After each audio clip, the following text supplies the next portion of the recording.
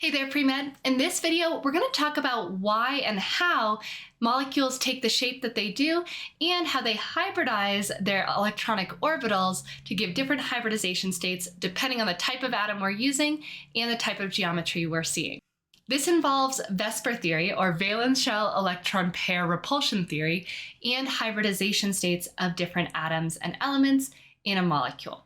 Before we dive into this, a few key definitions.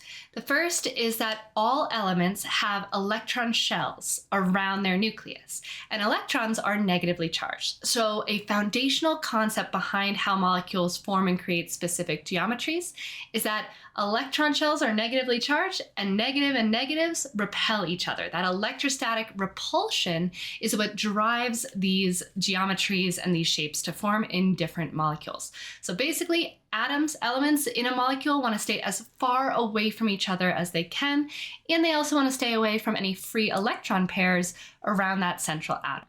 The second is hybridization, which happens when an atom bonds to another atom and they're sharing valence electrons in a covalent bond. What happens is we actually see what's called hybridization, where normally an electron exists in an s orbital or a p orbital, right, which has different character. But when it has a bond, what we see in that central atom of that bond is that these characters kind of combine to form a new hybrid state. So when we're talking about sp or sp3, we're really just saying, hey, this is the type of combined character we see around a given atom. On that note, it's important to remember that when you're doing MCAT questions and we're talking about hybridization states or geometries, we're talking about a specific atom in the molecule. So make sure that you know what atom they're asking you about when answering questions on hybridization and VSEPR theory geometries. Last thing before we dive in is that there's actually two types of geometries. And this is what really confused me when I was first studying this material in chemistry class and on the MCAT. There's electronic geometry and molecular geometry. Electronic geometry includes the geometry of the free electron pairs and the bonds themselves. So we're really looking at every component of the atom and treating the electron pairs basically as if they're a bond when describing their three-dimensional structure. Molecular geometry, on the other hand, only looks at the shapes that are made with the actual bonds that are forming in that molecule. Now, where those bonds form can be influenced by whether or not there's free electron pairs, and that's actually going to change the molecular geometry of a molecule, even if it has the same hybridization state. So what we'll see is in molecular geometry, depending on if there's 0 lone pairs, 1 or 2 lone pairs, we're going to see different molecular geometries, but they will always be the same electronic geometry for a given hybridization state. If this sounds a little confusing right now, that's all right. We're going to walk through this step by step and build out a study chart for you to use as you continue your prep. Before we get started, let's always start with a practice question so we can get context for how the MCAT might test you on these topics. Go ahead and pause this video to read through this question, and if you feel comfortable with VSEPR theory geometries, you can go ahead and give it a shot right now. If you're like, I have no idea what's going on here, still pause the video, read through the question, and then we'll work through it together. This question states, suppose a molecule has a central atom that is sp3 hybridized. So it's an unknown molecule, but they're indicating that what we care about is the central atom. Remember, on MCAT style questions, they'll need to point out which atom we care about when we're talking about hybridization or geometries. So we're asked about the sp3 hybridized atom in this molecule. So I'll just write it as X, and we don't know how many substituents are around this individual atom, but they are asking us which of the following cannot be its molecular geometry. So again, remember what we said at the beginning of the video, there can be multiple molecular geometries for a given hybridization state, but only one electronic geometry. So they're really asking us which could be the geometry if we had 0 lone pairs, 1 or 2 around this central atom. So in order to do this question, we're going to need to talk through all the different types of geometries and their hybridization states. Before we do, I just want to briefly talk about how to determine hybridization states. My favorite way to determine hybridization states is to use the steric number. The steric number is any free electron pairs.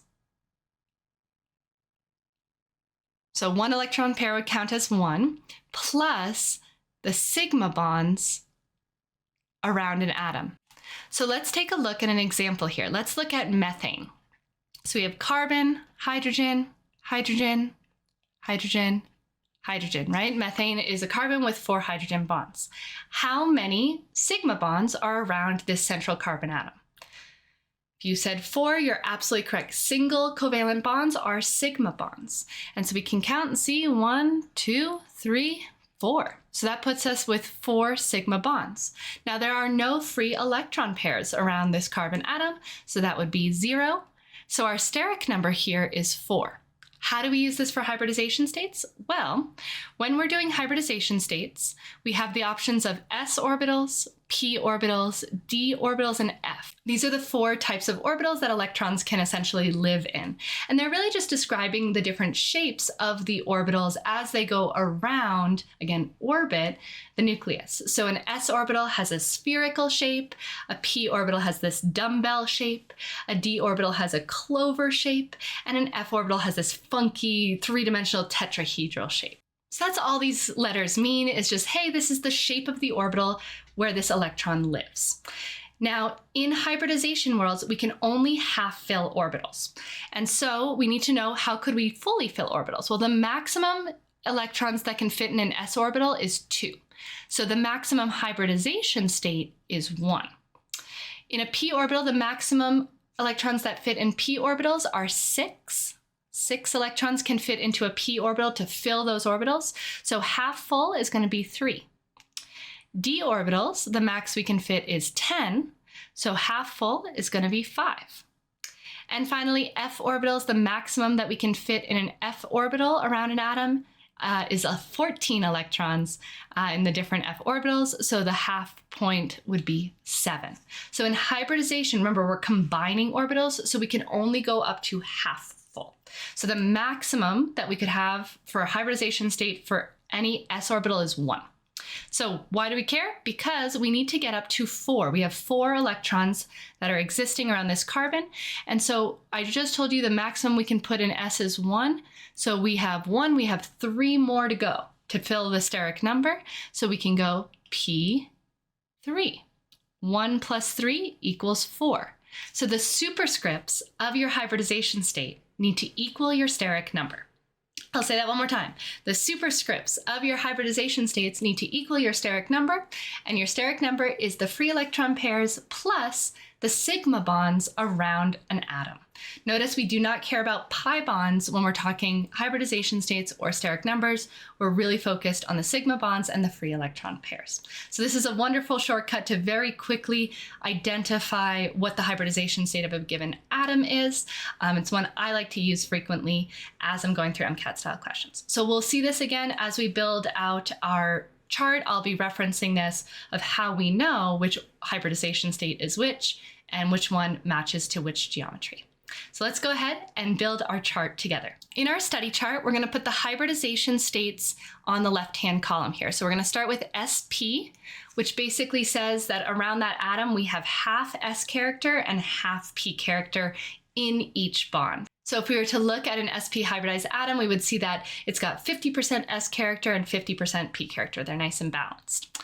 Next level up is sp2. Remember, S, we can only put 1 in at any given time, so we can go up to sp2, but we would never go s2p2 in hybridization states, right? So sp2, again, 2/3 P character to 1/3 S character. sp3, which we saw with our methane, 3/4 P character, 75%, to 1/4 S character. Next, we're going to move on to d orbitals because, again, the maximum we can fill for a p orbital hybridization is 3. So we can now go up to d. If we have more than sp3, we'll go dsp3 or d2sp3. d2sp3 is as far as we need to go for the MCAT. Now let's go back up to the top and fill in our 2 types of geometry.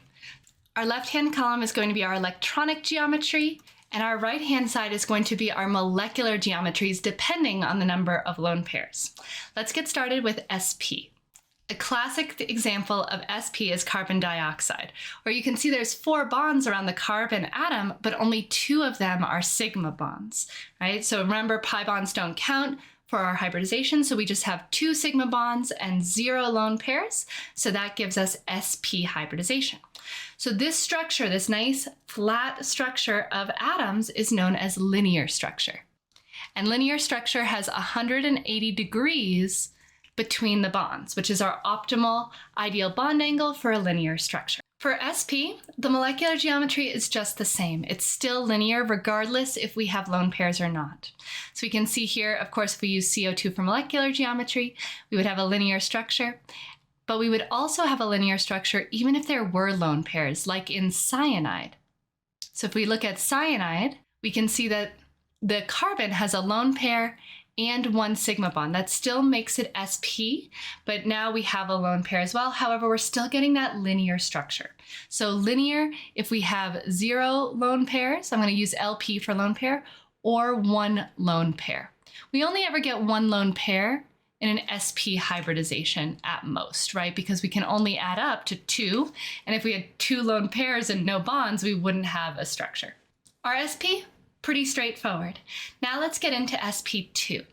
Let's keep the theme of using carbons, and we can look at ethene, where we have 2 hydrogens and a double bonded carbon-carbon bond.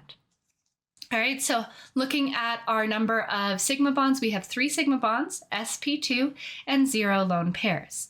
That puts us at a trigonal planar geometry around this carbon atom. Trigonal planar is where we have the 3 bonds with 120 degrees of separation. Now, this will be true for our electronic geometry even if we had a lone pair. Let's say we have a nitrogen bound to a carbon, that's an imine, bound to a hydrogen. Now, nitrogen has 5 valence electrons, which means that needs to be included in its bonding or free electron pair structure. So we can see here, we have 1 sigma bond, 2 sigma bonds. We have another electron in the double bond, so that's 3. We still need 2 more, so nitrogen has a lone pair here. Because that lone pair, again, pushes our other bonds away from it, it wants to repel, we're still going to get that trigonal planar structure, even though there's only 2 bonds, because we also have a free electron pair creating that trigonal planar structure. So we can see for electronic geometry, we will always have trigonal planar for sp2. Now let's look at the molecular geometries. We can see that with ethene, we have 0 lone pairs, and so we'll have trigonal planar geometry. Again, because those bonds are 120 degrees from each other.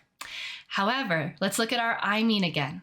If we're just looking at the bonds, see how we're just looking at this little V? If we ignore the lone pair, it's a kind of a different shape. We don't have the trigonal, the tri-shape. So this is actually known as bent. Bent structure happens when we have 1 lone pair in an sp2 hybridized bond. Now we're on to sp3, which is, of course, the hybridization in our practice question. When we're looking at electronic geometry, we can, of course, use our methane example again. The hydrogen bonds to the carbon are all about 109.5 degrees from each other, and that gives us what's called a tetrahedral shape. And again, this will be tetrahedral regardless of the number of lone pairs that the molecule has. Whether it's 0, 1, 2, we'll still have tetrahedral if we're asked about electronic geometry. But this question was asking about molecular, and there are differences for molecular. So we can see here that our methane has 0 lone pairs, so that's going to make it tetrahedral. 1 lone pair is going to give us a shape that looks like this. I'm using nitrogen again. This time it's an amine, and this amine has 3 sigma bonds and 1 lone pair. That again still adds up to 4, so it's an sp3 hybridized. But now, again, if we look just at the molecular bonds, it looks different, right? It's got this kind of triangle shape on the bottom, but it doesn't have that nice equal quad structure. What do we call this? We call this trigonal pyramidal. And we can see how it has a very different shape to the tetrahedral structure when we're looking just at the molecular bonds. But again, if we were looking at this amine in electronic structure, it would still be tetrahedral according to VSEPR theory. Finally, what if we have 2 lone pairs? This starts to happen at sp3 where we can count up to 2 lone pairs. For example, in a molecule like water. Water has 2 bonds 2 sigma bonds to hydrogen, but remember oxygen likes 6 valence electrons, so we've used 2 for our bonds, but we still have 4 more to go, so that's going to be 2 lone pairs. So we can see here, again, we've got 4 kind of components. So on the electronic side, it would be tetrahedral, but if we're just looking at the bonds, we're seeing that bent structure again, like we saw back up here with sp2. So 2 lone pairs with sp3 hybridization, we're going to have bent structure. So we now have our answer for our practice question, but let's go ahead and finish out this chart for our dehybridizations, just so we have it in our notes if it comes up on testing. For our dsp3 hybridization molecule, we're going to use phosphorus pentachloride. Things get a little weird once we add in the d orbitals because we have to have a lot more bonding electrons, so we'll have bigger atoms and elements further down the periodic table. So we have a phosphorus central atom and then 5 chlorines around it. We'll usually use halogens like chlorine or bromine or iodine for these types of funkier, larger structures because they only really want 1 electron, right? So they're going to bond once because 1 electron is going to get them to a full octet in their valence shell. So we can add a lot of halogens around a central atom to have these larger, more robust VSEPR theory structures. So we can see here it's 5 and we kind of have like a triangle-y thing at the bottom and then one's further up. So this is trigonal bipyramidal, where we actually kind of have this funky 3-dimensional shape that's got like a tripod, but it's 2 pyramids as we look at the molecule in 3D space. Now we have 2 different bond angles here because we have more bonds happening, so they're not equally divisible. So we have 90 and 120 as our ideal bond angles. Again, regardless of the number of lone pairs, trigonal bipyramidal will be the electronic geometry for dsp3. You can also, by the way, see it as sp3d, right? That means the same thing. So now let's look at our molecular geometry options for 0, 1, or 2 lone pairs. As always, our 0 lone pairs will match our electronic geometry in our molecular geometry, so we still have that trigonal bipyramidal. When we add in 1 lone pair, we're going to kind of shove everybody down, right? The lone pair is going to move everybody, and so if we're looking at just those 4 bonds between sulfur and fluorines and sulfur tetrafluorine, we're going to see that they kind of form like this. In 3-dimensional space, it's going to look a little like a seesaw, like a topsy-turvy seesaw where we have like this little triangle and then 2 flatter guys on the top. So that's why we describe it as a seesaw. Finally, with 2 lone pairs, the lone pairs like to be on opposite sides of the central atom. So we can see here with chlorine trifluoride, we have the 2 electron pairs on either side of the chlorine atom, and then 1 fluorine on one side, and then kind of a V of fluorines on the other. This is what we call T-shaped structure for dsp3 with 2 lone pairs. Pretty rare structure, but it's nice to have on your list just in case it comes up.